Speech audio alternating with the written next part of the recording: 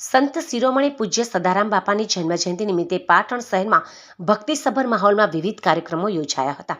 આ અવસરે પાટણના વિવિધ સંગઠનો અને અગ્રણીઓ દ્વારા પૂજ્ય બાપાની પ્રતિમાને પુષ્પાંજલિ અર્પણ કરીને શ્રદ્ધાપૂર્વક વંદન કરવામાં આવ્યા હતા.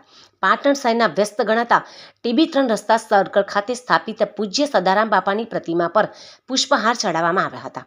આ પ્રસંગે ઉપસ્થિત સૌ ભાવિકોએ બાપાની પ્રતિમા સમક્ષ વંદન કરીને ધન્યતા અનુભવી હતી અને તેમના આશીર્વાદ પણ મેળવ્યા હતા.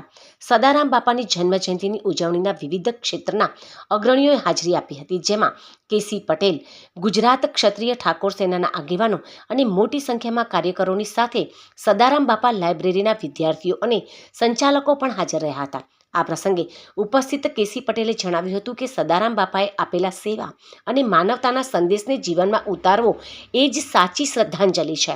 લાઇબ્રેરીના છાત્રોમાં પણ બાપાના જીવન અને કવન પ્રત્યે વિશેષ ઉત્સાહ જોવા મળ્યો હતો. સમગ્ર વાતાવરણ જય સદારામના નાદથી ગુંજી ઉઠ્યું હતું.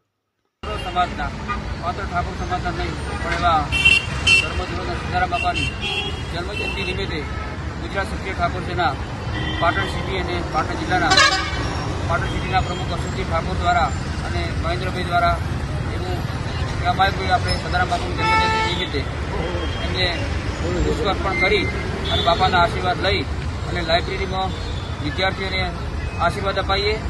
અને આ પ્રસંગે આપણે પાટણના પરોતા પુત્ર એવા KC પટેલ સાહેબ પણ હાજર રહ્યા અને KC પટેલ સાહેબનું સન્માન કરવાનું ઠાકોર સેના અને લાઇબ્રેરી કરવાથી બાકી હતું, એ પણ આજે થઈ ગયું.